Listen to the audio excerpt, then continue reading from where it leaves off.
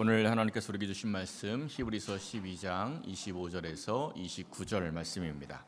신약성경 히브리서 12장 25절에서 29절 말씀, 하나님의 말씀 봉독하여 드릴 때 하나님의 음성을 경청하십시오.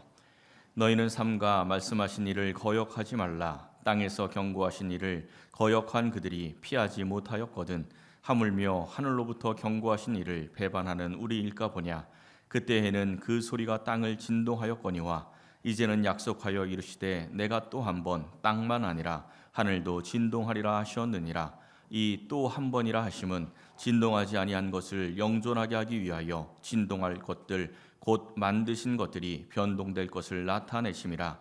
그러므로 우리가 흔들리지 않는 나라를 받았은즉 은혜를 받자. 이로 말미암아 경건함과 두려움으로 하나님을 기쁘시게 섬길지니 우리 하나님은 소멸하는 불이심이라. 아멘. 화폐 가치가 하락을 하면서 물가가 쭉 치솟는 현상을 인플레이션이라고 합니다. 우리나라도 요즘에 인플레이션을 좀 겪었죠. 이쪽 동네 점심 식사 평균 가격이 직장인들을 대상으로 하는 식당이라 비교적 저렴한 편이었습니다. 6,000원 정도가 평균 가격이었는데 요 몇 년 사이에 쭉 올라가서 지금은 9,000원 정도가 평균 가격입니다. 많이 올랐죠. 그래도 이 정도 인플레이션은 견뎌낼 만한 그런 인플레이션인데 아주 급상승하는 인플레이션이 있습니다. 하이퍼 인플레이션이라고 하죠. 베네수엘라의 경우 거기가 이제 한번 큰 인플레이션을 겪었는데 2018년도 한 해에만 6만 5천%의 인플레이션을 겪었다고 합니다. 좀 잘 체감은 안 되죠. 체감되게 말씀을 드리면 2018년 새해 첫날에 야 우리 치킨 사 먹자 하고 치킨을 시켰더니 10,000원이었어요. 근데 이제 성탄절에 야 우리 치킨 사 먹자 하고 시켰더니 650만 원이 된 겁니다. 딱 1년 만에. 그러니까 그야말로 엄청나게 인플레이션이 된 거죠. 하이퍼 인플레이션입니다. 2008년도에 짐바브웨에서 있었던 인플레이션도 굉장히 유명했는데 2008년 한 해에만 6억 %의 물가 상승률이 있었다고 합니다. 이건 어느 정도냐면 새해 첫날 사탕을 100원 주고 하나 샀는데 이게 연말에 그 100원짜리 사탕이 6억이 된 겁니다. 그러니까 이게 정말 상상할 수 없는 그런 거죠. 그때 당시에 사진들이 참 많이 나왔었는데요. 빵 하나 사러 가는데 지폐를 저만큼 들고 가는 거예요. 지폐를 이만큼 들고 가서 빵 하나 산 거예요. 나중에는 화폐 가치가 너무 떨어지니까 나라에서 새로운 화폐를 막 찍어내는데 얼마짜리가 나왔냐면 계란 3개 살 때 냈던 돈이 1천억 달러. 1,000억 달러를 내고, 물론 이제 미국 달러가 아니고 짐바브웨 달러인데 1,000억 달러를 내고 달걀 3개를 사갖고 오는 거죠. 그날 아침에 화폐가 새로 나왔는데 저녁이 되면 화폐 가치가 없어요. 나중에 짐바브웨에서 얼마짜리 화폐까지 찍어냈냐면 100조 달러 화폐까지 찍어냅니다. 그러니까 화폐가 완전히 소용이 없게 되는 거죠. 그래서 2015년도에는 자국의 화폐를 포기 선언을 합니다. 우리 화폐 이제 휴지다 이렇게 포기 선언을 했어요. 걔네들은 금화를 사용을 하다가 올해 4월 달에 이 짐바브웨 기사가 하나 실렸는데 새로운 돈을 만들었대요. 그러니까 이제 기존의 짐바브웨 달러는 아예 안 쓰는 거고 새로운 달러를 이제 새로운 돈을 하나 만들었답니다. 그게 또 어떻게 될지 알 수 없는 거죠. 여러분 이런 현상을 보면 어떤 생각이 드십니까? 치킨 한 마리 10,000원짜리가 650만 원이 되면 그 치킨의 가치가 650만 원의 가치가 생긴 겁니까? 그런 건 아니지요. 세상에서 가장 가치 있게 생각하는 그 돈 자체가 가치가 사라져 버린 것입니다.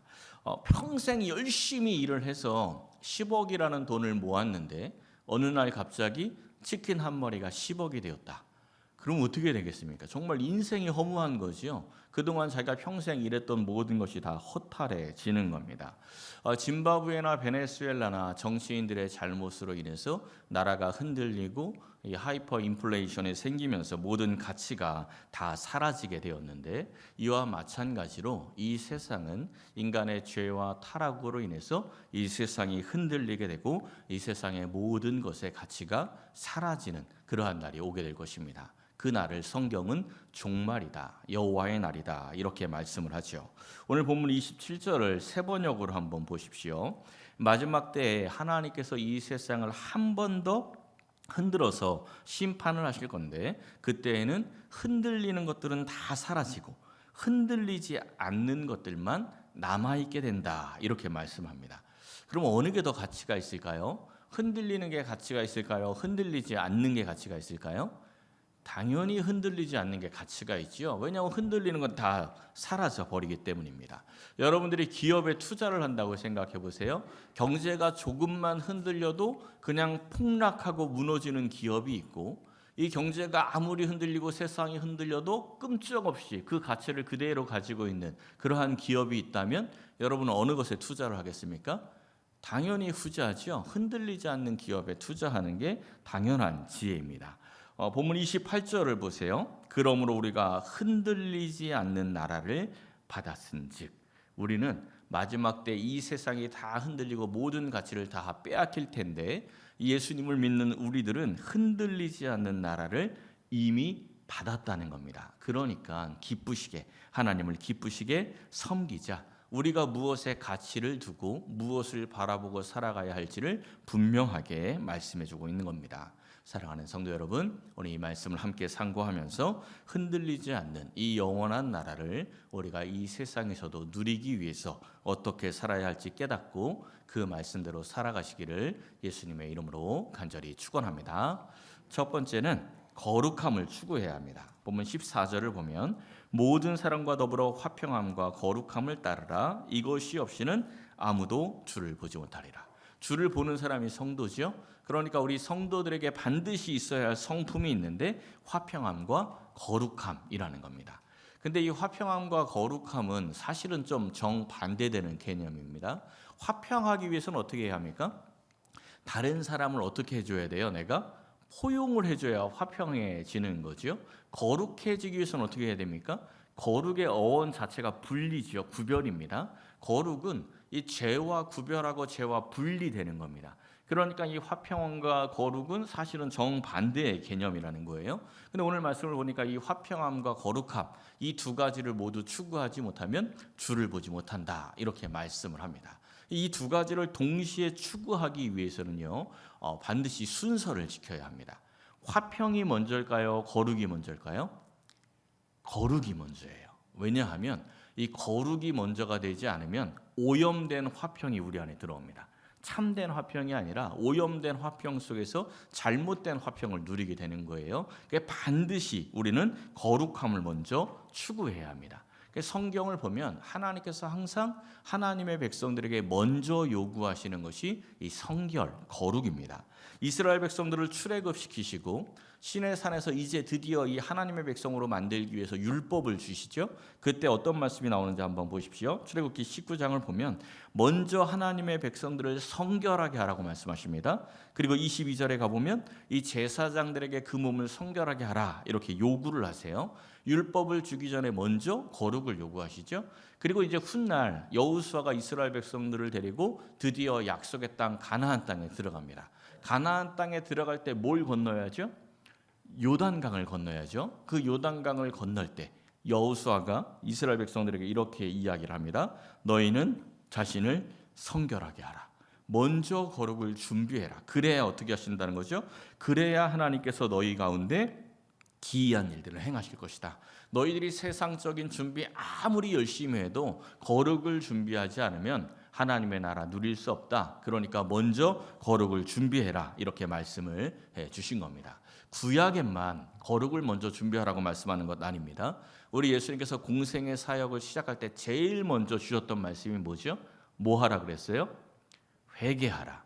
회개하라. 천국이 가까이 왔다. 회개하는 게 무엇입니까? 이 회개라는 것은 죄와 분리되어서 거룩을 추구하라. 이게 이 회개입니다. 그래서 예수님께서도 제일 먼저 너희들 거룩을 먼저 추구해야 된다. 이렇게 말씀을 하신 거죠. 우리 예수님께서 많은 기적들을 행하셨는데 요한복음에서는 예수님의 기적을 딱 7개만 기록을 합니다. 그리고 그 기적에 뭐라고 표현하냐면 표적이다 이렇게 이야기를 해요. 표적이 영어로 사인인데 예수님께서 우리에게 기적을 통해서 주신 사인이 있다는 겁니다. 그걸 딱 7개만 골라서 기록을 했어요. 제일 첫 번째 기적이 무엇입니까? 예수님이 제일 첫 번째 하셨던 기적이 뭐죠? 가나의 혼인잔치, 그렇죠? 가나의 혼인잔치, 물이 변하여 포도주가 된 기적입니다. 그 기적의 가장 핵심 포인트가 6절과 7절인데 바로 이겁니다. 정결 예식을 따라 두세 통 드는 항아리 6이 놓여 있었는데 그 항아리에 물을 채워라. 이게 가장 중요한 포인트입니다. 이 잔치집에 포도주가 떨어졌어요. 그래서 마리아가 포도주를 좀 채워달라고 요청을 했는데 예수님이 무슨 상관이냐 그랬죠. 그때 하인들에게 예수님이 명령하시면 그대로 다 해, 이렇게 이야기하셨는데 예수님이 내리셨던 명령이 정결례 항아리 물 채워라, 이거였다는 겁니다. 정결례 항아리는요, 원래 유대인들이 나가서 들어오거나 아니면 식사를 할 때 손을 씻어서 자기 마음의 죄를 씻고 자기의 안에 있는 그 죄들을 씻어내서 이 거룩을 회복하는 예식이 정결례 항아리에 있는 그 물입니다. 근데 이 잔치집에 정결례 항아리의 물이 비어 있었어요. 근데 우리 예수님께서 포도주가 당장 급한데 내가 포도주 해결해 줄게, 이렇게 말씀하시는 게 아니고 뭐부터 요청했다는 겁니까? 정결례 항아리 물부터 채워, 이렇게 요청을 했다는 거죠. 근데 하인들이 그 말에 순종을 하니까 물이 변하여 포도주가 되는 역사가 일어난 겁니다. 그러니까 우리가 하나님께 기도하는 것들이 많이 있지 않습니까? 결국은 우리도 내게 포도주가 부족합니다, 포도주가 떨어졌습니다, 이런 기도입니다. 그럼 우리 예수님께서 우리에게 응답하실 때 뭐 먼저 응답하시는 거예요? 너 마음에 있는 정결례 항아리 그 물 채워, 너 먼저 거룩을 준비해라. 그래야 물이 변하여 포도주가 되는 역사가 일어나는 겁니다. 이게 표적이라고 했죠. 사인입니다. 그러니까 우리 예수님께서도 첫 번째 표적을 통해서 우리에게 뭘 요구하신 겁니까? 먼저 거룩을 추구해라. 그래야 그 뒤에 일들이 진행이 된다. 이것을 가르쳐 주신 겁니다. 사랑하는 성도 여러분, 삶의 자리에서 항상 먼저 거룩함을 추구하여서 흔들리지 않는 나라, 이 영원한 하나님의 나라를 누리시기를 예수님의 이름으로 간절히 축원합니다. 두 번째는 두려워해야 할 것을 두려워해야 합니다. 28절 말씀을 다시 한번 보세요. 우리가 흔들리지 않는 나라를 받았은즉 경건함과 두려움으로 하나님을 기쁘시게 섬겨야 한다, 이렇게 말씀합니다. 두려움으로 하나님을 섬기라, 이 말씀은 막 전제 군주를 무서워하듯이 벌벌 떨면서 하나님을 섬기라는 말씀이 아니고 하나님의 사랑을 안다면 하나님을 사랑해서 사랑하는 마음으로 두려워하고 순종해라, 이런 말씀입니다. 인간관계에서 갈등이 생기면 누가 집니까? 더 사랑하는 사람이 집니다. 항상 갈등이 생길 때는 더 사랑하는 사람이 결국은 양보하고 결국은 지게 되어 있어요. 그래서 자식 이기는 부모 없다, 이런 말이 있지 않습니까? 왜 자식 이기는 부모가 없습니까? 누가 더 사랑하니까. 부모가 더 사랑하니까 결국은 더 사랑하는 사람이 지는 거죠. 이 구약 성경을 읽다가 보면 하나님이 잘 이해가 안 될 때가 많이 있습니다. 하나님이 전능하신 하나님인데 막 전전긍긍을 하세요. 하나님이 사람을 대하면서 막 어쩔 줄 몰라 하시는 그런 모습이 있을 때가 있어요. 그냥 내 생각 같으면 하나님이 그냥 싹 쓸어버리시고 아니면 한 대 팍 쳐버리시고 죽을래, 이렇게 한마디 하시면 끝날 것 같은데 하나님이 그렇게 못하시고 막 전전긍긍하시고 막 어쩔 줄 몰라 해서 참 답답해 보일 때가 있다는 겁니다. 왜 그렇습니까? 하나님이 더 사랑하거든요. 인간이 하나님을 사랑하는 것보다 하나님이 사람을 더 사랑하니까 하나님이 막 어쩔 줄 몰라 하는 거예요. 이 하나님의 마음이 정말 잘 드러나 있는 책이 호세아서죠. 하나님께서 호세아의 인생을 통해서 하나님의 마음이 어떠한지를 우리에게 보여주십니다. 어느 날 하나님께서 호세아에게 음녀 고멜과 결혼을 하라고, 그와 결혼해서 그를 사랑하라, 이렇게 명령을 내리십니다. 호세아가 황당한 명령을 들었지만 그 말씀에 순종해서 음녀 고멜과 결혼을 하고 전심으로 그 여자를 사랑을 해요. 근데 이 여자가 어떻게 합니까? 맨날 바람피죠. 맨날 바람피고 나가고 호세아의 자식인지 아닐지도 모를 자식을 낳습니다. 그러다 나중에 이 사기꾼 같은 남자한테 걸려 들어가서 그 남자 쫓아나갔다가 결국은 나중에 재산 다 털리고 노예로 팔립니다. 이러한 상황 가운데 우리 하나님께서 호세아에게 이런 말씀을 주십니다. 이스라엘 자손이 다른 신을 섬기고 건포도 과자를 즐길지라도 여호와가 그들을 사랑한다. 이스라엘이 자꾸 바람피고 하나님 버리고 자꾸 바깥으로 나더라도 하나님이 그들을 사랑한대요. 그러면서 호세아에게 뭐라고 이야기합니까? 야, 너도 가서 바람 피우다가 노예가 된 그 여자, 그 고멜을 사랑해라 이렇게 이야기합니다. 이게 호세아에게 이 명령을 주시는 것은 너 내 마음을 좀 이해하고 네가 고멜을 사랑함으로 이 세상에 하나님의 사랑이 어떠한 사랑인지를 너의 사랑을 통해서 좀 보여주어라 이러한 요청입니다. 근데 지금 고멜은 남의 노예가 되어 있습니다. 고멜이 노예가 되어서 막 후회를 하면서 이제 호세아만 바라보고 살아가야지 이렇게 마음 먹는다고 해서 돌아올 수가 없어요. 왜냐하면 노예거든요. 그리고 호세아가 고멜 너 이제 다시 돌아와 이렇게 이야기한다고 해서 고멜이 돌아올 수 있는 상황도 아닙니다. 노예거든요. 방법은 무엇밖에 없습니까? 호세아가 고멜을 다시 사야 돼요. 대속해야 됩니다. 노예 값을 치루어야 고멜이 다시 돌아오는 거죠. 당시에 노예 값이 은 30세겔입니다. 요즘으로 이야기하면 3년 연봉이에요. 3년 연봉. 3년 동안 아무것도 안 쓰고 모아야 은 30세겔을 모으는 거죠. 큰 돈입니다. 호세아는 가난한 선지자인데 무슨 돈이 있겠습니까? 그래서 팍팍 긁어 모았는데 은 15세겔을 모았어요. 15세겔이 부족하니까 어떻게 합니까? 3장 2절에 보면 보리 한 호멜 반이 들어가죠. 한 호멜이 뭐냐면 당나귀가 최대한 실을 수 있는 곡식이에요. 한 220kg 정도 된다 이렇게 이야기를 합니다. 꽤 많은 양이에요.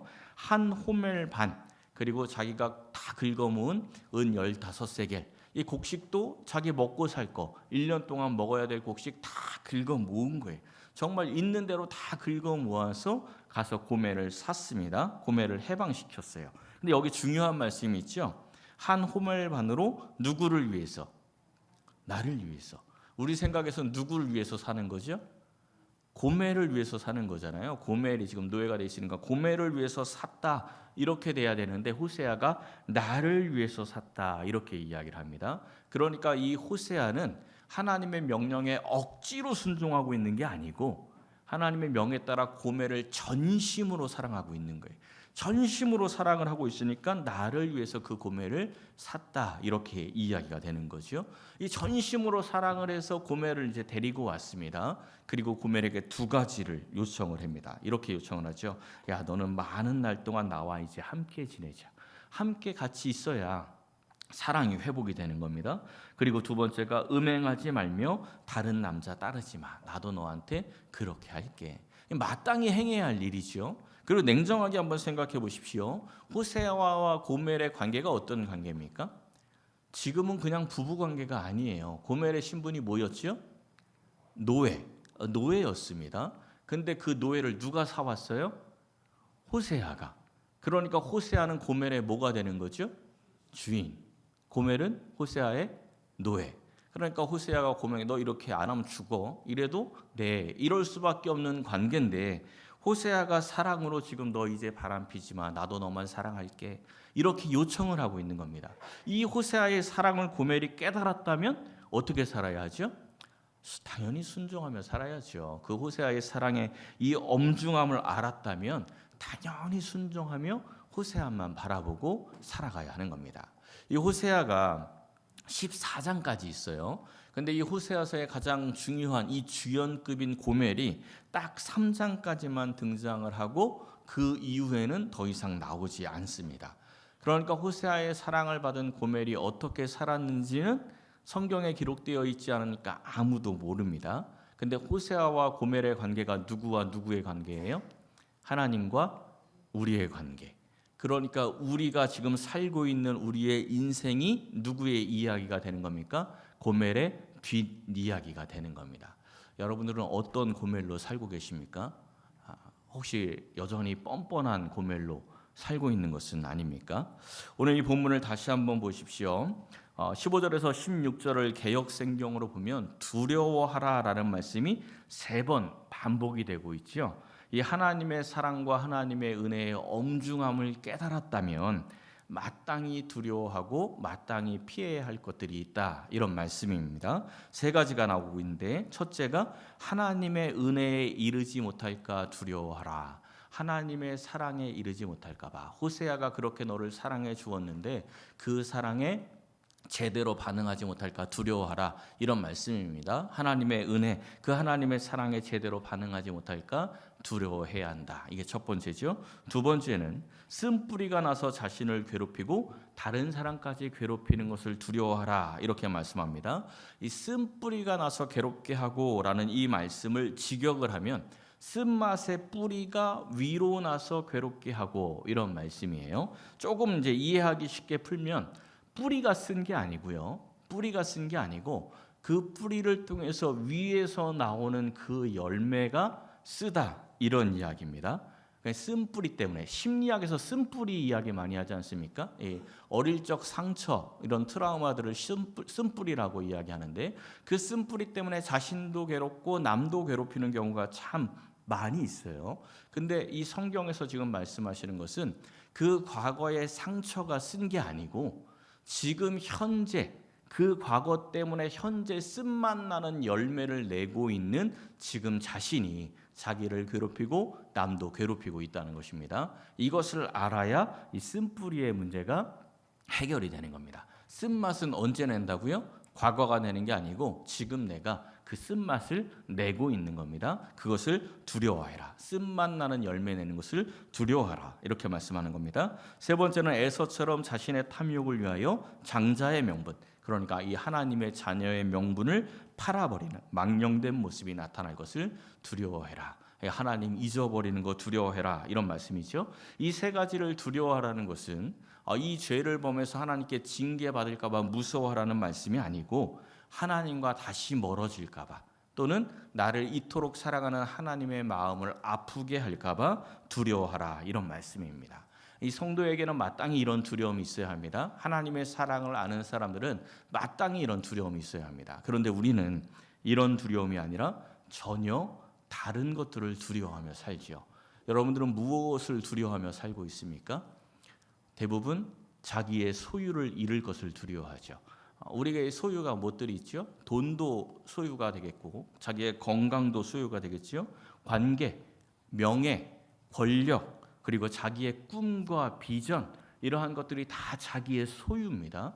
근데 그 소유를 잃을까 봐 벌벌 떨고 있지, 하나님과의 관계를 잃을까 봐 두려워하지 않는다는 겁니다. 우리의 기도를 한번 생각해 보세요.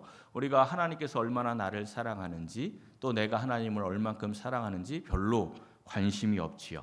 그러니까 우리의 기도를 우리 속마음 그대로 하나님 앞에 기도를 한다면 이렇게 기도하고 있는 겁니다. 하나님이 어떠한 분인지 나는 별로 관심 없고요. 일단은 우리의 공부 잘하게 해주시고요. 좋은 대학 가게 해주시고요. 좋은 직장 가게 해주시고요. 내가 하고 싶은 일들, 이러이러한 일들이 있으니까 무조건 잘 되게 해주세요. 하나님이 나를 사랑하는지 내가 하나님을 사랑하는지 그게 무슨 상관입니까? 그거는 별로 관심 없습니다. 이게 사실 우리 속마음 그대로 하면 그 기도죠. 그래서 이 기도가 이루어지지 않으면 어떻게 합니까? 하나님 원망하죠. 이 기도가 이루어지면 어떻게 합니까? 감사할까요? 감사하는 사람은 하나님 사랑하는 사람입니다. 그렇게 기도하지도 않지요. 이 기도가 이루어지면 하나님 잊어버립니다. 그러니까 하나님이 얼마나 속상하시겠어요. 호세아 11장에서 이런 말씀이 나옵니다. 내 백성이 끝끝내 내게서 물러가나니, 하나님이 아무리 사랑하고 품어주고 용서해줘도 끝끝내 물러가서 돌아올 생각을 하지 않습니다. 그들을 향해서 하나님이 뭐라고 말씀하시죠? 내가 어찌 너를 버리겠느냐, 내가 어찌 너를 놓겠느냐, 내 마음이 나의 긍휼이 불붙하는구나. 하나님이 너무나 속이 상한 거예요. 너무나 속이 터지는 거죠. 버리고 그냥 쳐버리면 좋겠는데 그렇게는 도저히 못하겠다는 겁니다. 그래서 너무나 안타까운 마음으로 이렇게 말씀하는 것이요. 우리가 지난주에 믿음의 경주에 대한 말씀을 나누면서 목표를 분명히 바라보아야 한다, 이런 말씀을 드렸는데, 이제 하나님의 사랑을 깨닫고 하나님을 분명히 바라보시길 바랍니다. 세상의 것들 잃어버릴까 봐 벌벌 떨면서 두려워하지 마시고 하나님과의 관계가 멀어질 것을 먼저 두려워하시기를 바랍니다. 사랑하는 가족들, 사랑하는 배우자, 사랑하는 자녀를 위해서 기도할 때도 세상의 것들을 위해서 먼저 기도하는 것이 아니라 하나님과의 관계를 위해서 먼저 기도하는 그러한 신앙이 있으시기를 예수님의 이름으로 간절히 축원합니다. 마지막 세 번째는 은혜를 소유해야 합니다. 28절을 다시 보시면 우리가 흔들리지 않는 나라를 받았은즉 은혜를 받자 이렇게 말씀합니다. 은혜를 받자 이 말씀을 직역을 하면 은혜를 소유하자, 은혜를 지키자 이런 말씀이에요. 하나님께서 우리에게 흔들리지 않는 나라를 이미 주셨고 하나님께서 이미 큰 사랑으로 우리에게 사랑을 베푸셨습니다. 은혜죠. 그 받은 은혜를 잃어버리지 말고 꼭 소유하고 있으라는 말씀입니다. 고린도서 6장에도 이와 비슷한 말씀이 있어요. 하나님의 은혜를 헛되이 받지 말라. 하나님의 은혜를 헛되이 받지 말라는 말씀은 하나님이 그 주신 은혜를 잃어버리지 말고 그 은혜를 받은 자답게, 그 은혜를 소유한 자답게 살아가라 이런 말씀입니다. 그럼 이 받은 은혜를 우리가 어떻게 하면 지킬 수 있을까요? 어떻게 하면 그 은혜를 소유할 수 있습니까? 굉장히 단순한 답이 될 수가 있는데 내가 받은 은혜가 무엇인지 알면 지킬 수 있습니다. 내가 받고 있는 사랑이 얼마나 큰 사랑인지 알면, 그것을 알면 배신할 수가 없는 거예요. 그 은혜를 지킬 수가 있는 거죠. 오늘 이 본문 다시 한번 보세요. 26절부터 보면 그때에는 그 소리가 땅을 진동하였거니와 과거에 있었던 심판을 이야기합니다. 과거에 땅이 진동을 했습니다. 지진이 일어났다는 거예요. 최근에 일본의 난케이 대지진에 대한 기사가 좀 실렸었죠. 난케이 지진이 100년에서 150년 사이에 한 번씩 대형 지진이 일어나는데 그때 이제 난리가 난다는 거예요. 이 지진 강도에 따른 설명들을 보면요, 지진 8이 되면 건물이 무너지기 시작을 한대요. 그리고 지진 강도가 10일, 난케이 대지진이 그 정도까지 올라갈 가능성이 있는데 10일이 넘어서는 순간 땅 위에 있는 건축물이 남아있는 게 없답니다. 아무리 튼튼하게 지진 대비 설비를 해도 다 무너지는 게 지진 강도 10일이에요. 그런 하나님의 심판이 그런 심판이라는 거죠. 예전에 일본에서 나온 영화 중에 일본 침몰이라는 영화가 있습니다. 일본 침몰이라는 제목으로 똑같은 영화가 꽤 많이 나와 있어요. 일본에 지진이 워낙 많다 보니까 그 소재로 영화를 많이 만드는 것 같아요.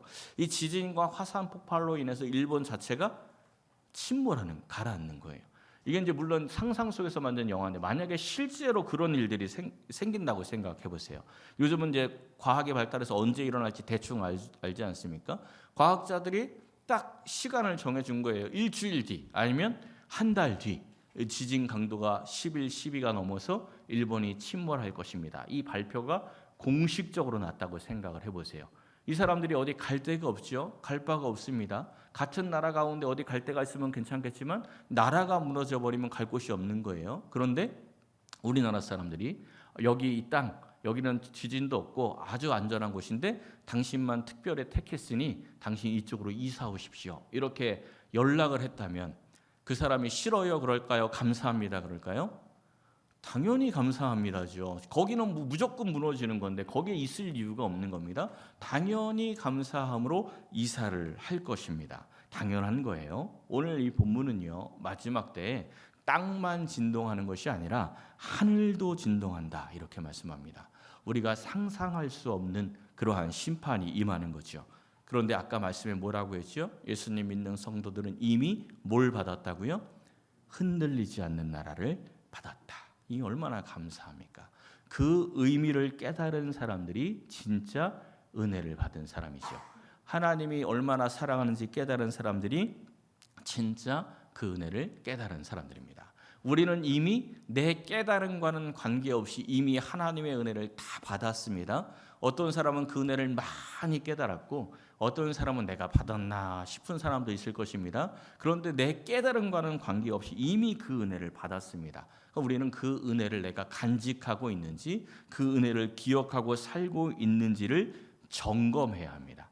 그 은혜를 어떻게 점검할 수 있냐면 조금 전에 고린도후서 6장에 있는 말씀을 읽었는데 그 뒤에 점검할 수 있는 방법이 나와요. 6장 9절에서 10절 말씀입니다.